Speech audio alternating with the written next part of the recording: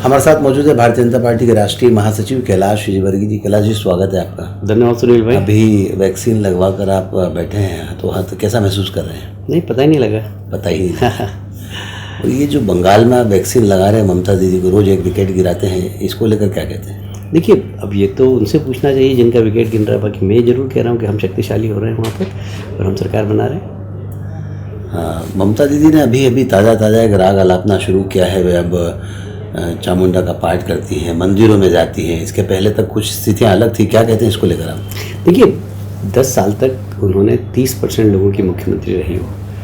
उनके मस्जिदों में जाना, वहीं पर हिजाब पहनकर ऐसे दुआ मांगना, कलमे पढ़ना, इंशाल्लाह करना, मैंने तो उनका ये स्वरूप देखा था। पर जैसे चुनाव आए इस बार, तो अब तो चंडी पाठ कर रही है, वो भी अशुद्ध कर रही है हालांकि, पर वो बताना चाहती है। अब भाई किसी मुख्यमंत्री को ये बताना पड़े कि मैं हिंदू हूँ, इसकी आवश्यकता क्या है भाई?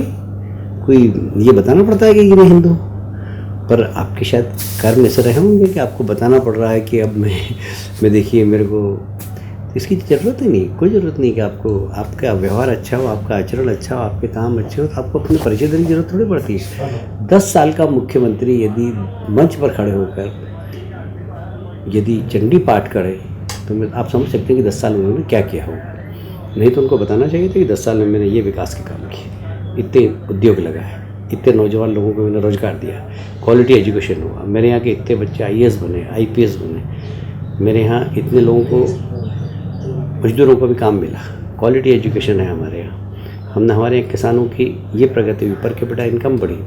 अब किसान सम्मान निधि का पैसा तक किसानों को इसलिए नहीं दिया कि मोदी जी की लोकप्रियता हमारे किसानों में नहीं बढ़ जाए। सारे देश के किसानों को हर 3 महीने में 2000 मिल रहा है, साल भर में 6000 रुपये मिल रहे हैं। बंगाल के किसानों को अभी तक नहीं मिले। और इसीलिए प्रधानमंत्री ने कहा कि हमारी सरकार बनेगी तो सबसे पहला प्रस्ताव ये पारित करेगी कि किसान को किसान सम्मान निधि का पैसा मिले और हम पुराना पैसा भी देंगे। तो ये जो नीयत है सरकार चलाने की कि मेरे अलावा कुछ नहीं, प्रधानमंत्री आवास योजना में खुद के फ़ोटो लगा दिए, बोले इसमें राज्य का पैसा भी। अरे ठीक है भाई, राज्य का पैसा है तो प्रधानमंत्री का नाम हटा दिया और अपना नाम लगा दिया। स्वच्छ भारत अभियान, करोड़ों रुपया गया। आप देखिए सबसे गंदे शहरों में बंगाल के शहरों की स्थिति है, पैसा कहाँ गया वो? तो कुल मिलाकर एक गैर जवाबदार मुख्यमंत्री के रूप में उन्होंने 10 वर्ष तक काम किया और इसीलिए अब चंडी पाठ करना पड़ रहा है। बंगाल में उम्मीदवारों की सूची, पहली सूची आपकी जारी हो चुकी है, नामांकन भरवाने भी आप जा चुके हैं। क्या इस समय स्थिति क्या है और क्या लग रहा है कि जैसा आपने कहा विश्वास के साथ ही बहुमत हासिल करेंगे, कितनी सीटों का आकलन है? देखिए, अभी हमने 30 टिकट जारी किए और मैं दावे से कहता हूँ कि 25 कम से कम हम जीतेंगे उसमें से। तो हमारा जो स्ट्राइक रेट है वो बहुत अच्छा रहेगा। और हमारे गृह मंत्री जी ने घोषणा की 200 सीट हम इसके आसपास से जीतेंगे। बंगाल में चुनौती क्या क्या है इस समय, अगर हम प्रशासनिक दृष्टि से देखें तो? देखिए, अब तो चुनौती यही है कि चुनाव आयोग ऐसा वातावरण पड़े कि लोग भयमुक्त होकर मतदान कर सके, पोलिंग बूथ पर पर्याप्त सुरक्षा हो, सेंट्रल फोर्स पर्याप्त हो, जिससे लोग अपने घर से निकलकर मतदान कर सकें। और जो गुंडों के हाथ में सत्ता है वे सारे गुंडे जेल की शिक्षा में चले जाएं। तो मेरा ख्याल है कि चुनाव निष्पक्ष होगा। अदरवाइज वहाँ चुनाव नहीं होता, वहाँ पोलिंग बूथ पर कब्जे होते हैं। बंगाल में धरातल पर जाकर काम करना, कार्यकर्ताओं की फौज खड़ी करना, तमाम सारे अवरोधों के बावजूद आप मैदान में डटे हुए हैं।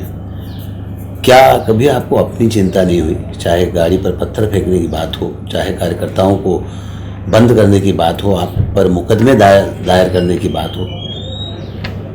देखिए, एक गाना था, प्यार किया तो डरना क्या। तो राजनीति में खुद तो डरना क्या, राजनीति में तो ये सब होता ही। और जब बंगाल की राजनीति में जाना है तो फिर मुझसे क्या डरना, वहाँ तो सिर पे कपड़ बांध के ही काम करना पड़ता है। जब आप वहाँ पर नेतृत्व कर रहे हैं तो आप यदि दबंगाई से चलोगे तो फिर कार्यकर्ता में अपना उत्साह आता है। आप ही अगर डर के चलोगे तो फिर कैसे काम चलेगा? इसलिए लीड तो करना पड़ता है। आप मध्य प्रदेश मंत्रिमंडल में तमाम सारे महत्वपूर्ण विभागों को संभाल चुके हैं और आपके कार्यकाल के दौरान, चाहे वो इंदौर के महापौर का कार्यकाल हो, चाहे वो PWD का मंत्रालय हो और अन्य मंत्रालय हो, वहाँ सब दौरान, उस कार्यकाल के दौरान हमेशा अच्छे इन्वेस्टमेंट आए, अच्छे लोग आए हैं। बंगाल में पार्टी की सरकार अगर बनती है भाजपा की, तो फिर आपकी क्या कार्य योजना होगी? देखिए, बंगाल में बहुत सारी, सबसे पहली है कि वहाँ पे हिंसा की राजनीति समाप्त करना और लॉ एंड ऑर्डर ठीक करना, क्योंकि इन्वेस्टमेंट वहीं आता है। कोई भी उद्योगपति अगर कहीं पर पैसा लगाएगा तो उसको ये पता होना चाहिए कि मेरा उद्योग सुरक्षित है, मैं सुरक्षित हूँ। यदि वो नहीं लगा तो कोई इन्वेस्टमेंट नहीं करेगा। अब मेरे कई मित्रता हो गई वहाँ लोगों से, इंडस्ट्री है उनकी, तो मैंने पूछा आपके यहाँ कितने मजदूर काम करते हैं? बोले हमारे 2000 मजदूर काम करते हैं, पर वास्तव में 1800 ही करते हैं, 200 को हम तनख्वाह देते हैं। तो क्यों तनख्वाह देते हो? बोले वो सरकार के सब ट्रेड यूनियन के लोग हैं, वो 1 तारीख को तनख्वाह लेने आते हैं, बाकी और कोई काम नहीं करते हैं, क्योंकि उनको काम पे नहीं बुला, बोले काम पे बुलाए तो हमारा काम रुकवा दें, इसलिए तनख्वाह देते। हर इंडस्ट्री के यहाँ इस प्रकार 100 200 लोग फ्री में तनख्वाह ले रहे हैं। अब बताइए कौन इंडस्ट्री डालेगा वहाँ पर? जब एक अतिरिक्त टैक्स के रूप में आपको कर्मचारियों की तनख्वाह देना पड़े 100 200 10% कर्मचारियों को, तो ये बोझ उस इंडस्ट्री पे लगता है ना, तो कौन इन्वेस्टमेंट करेगा वहाँ पर? फिर उसके बाद चंदे अलग, उधर के 2 3 4 गुंडे दुर्गा पूजा बिठाएंगे तो उसमें लाख रुपए चाहिए, 5 लाख चाहिए, 10 लाख चाहिए। पूरी दुर्गा पूजा में 10 लाख का खर्चा नहीं होगा, करोड़ रुपये का चंदा कर लेंगे वो। तो ये जो ट्रेंड है वहाँ पर राजनीति के माध्यम से गुंडों के हाथ में सत्ता देना, सीपीएम के वक्त भी थी, पर सीपीएम में गुंडे पीछे रहते थे, अब तो गुंडों के हाथ में गुंडे ही वहाँ पर विधायक मंत्री बन गए। तो लोग, आम आदमी वहाँ पर परेशान है। तो जब भी कोई इंडस्ट्री डालता है तो वहाँ पूछता है इंडस्ट्री से क्या हाल है, तो बता रहे बाप रे कलकत्ता तो आना मत, बंगाल तो आना मत। कोई एक नए पैसे का इन्वेस्टमेंट नहीं कर रहा है। आपने कहा कि चुनाव आयोग को चाहिए कि सही ढंग से फेयर इलेक्शन हो, बूथों पर कब्जा नहीं हो। जब चुनाव की घोषणा हुई, आपके बीजेपी कार्यालय में जो एलईडी वैन्स खड़ी थी, वहाँ कार्यकर्ता टीएमसी के घुस गए, वहाँ तोड़फोड़ मचा दी। तो ऐसी स्थिति में कितने आश्वस्त हैं कि ममता जी के राज में चुनाव सही और फेयर हो पाएंगे? देखिए, हमें चुनाव आयोग ने आश्वस्त किया है। उन्होंने अभी सेंट्रल फोर्स भेजना भी चालू कर दिया, ये प्रसन्नता की बात है। और लगभग अभी 100 बटालियन वहाँ पर पहुँच चुकी है और उस संवेदनशील इलाके में अभी से मार्च करना चालू कर दिया। थोड़ी सी गुंडागिर्दी कम तो हुई है। कल एक पुलिस के बड़े वरिष्ठ अधिकारी का ट्रांसफर भी किया है चुनाव आयोग में। मुझे लगता है कि चुनाव आयोग अगर ठीक तरीके से वहाँ पर काम करेगा और शक्ति रखेगा तो लोगों का भय समाप्त हो जाएगा।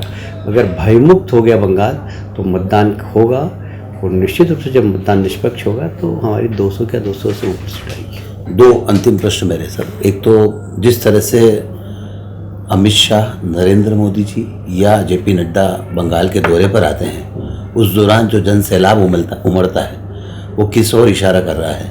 और दूसरा, क्या ओवैसी जी के आने से बंगाल के चुनाव में कुछ परिणाम में परिवर्तन आएगा? देखिए, वहाँ पर अब जो लड़ाई हो रही है वो Bharatiya Janata party against all, तो हम 51% वोट शेयर ले रहे हैं वहाँ पर। हमारा टारगेट 200 सीट और 51% वोट है। और 49% में कौन बंटवारा करे, ओबीसी ले जाए, पीर ज़्यादा ले जाए, कम्युनिस्ट ले जाए, कांग्रेस ले जाए, टीएमसी ले जाए, हम उसकी चिंता नहीं कर रहे हैं। हमारा टारगेट 51% वोट लाना है और हम उसी टारगेट को अचीव करेंगे। नंदीग्राम में आपने अधिकारी जी को खड़ा किया है सामने ममता जी के, क्या लगता है कितने आश्वस्त हैं आप अधिकारी जी की जीत को लेकर? बहुत आश्वस्त हूँ, क्योंकि वो उस मिट्टी का ही बेटा है, पहली बात। दूसरी बात, उस मिट्टी ने ही ममता जी को ममता जी बनाया। उस आंदोलन के सूत्रधार थे अधिकारी बंधु। अधिकारी बंधु जब मैं बोल रहा हूँ तो उनके पिताजी, उनके 3 भाई, वो सब उस क्षेत्र में काफ़ी सक्रिय हैं। उनके पिताजी अभी भी मेंबर ऑफ पार्लियामेंट है, लगभग उनकी उम्र 80 साल की, और अभी भी एक्टिव है। उनके शुभेंदु जी के भाई भी हैं 2, एक सांसद है, एक महानगर पालिका के चेयरमैन थे। ये सब लोग वहाँ पर काफ़ी प्रभाव है, और उन्होंने ही ममता जी को वहाँ पर ला के आंदोलन करके ममता जी को नेता बनाया, इसलिए वे वहाँ के भूमिपुत्र हैं।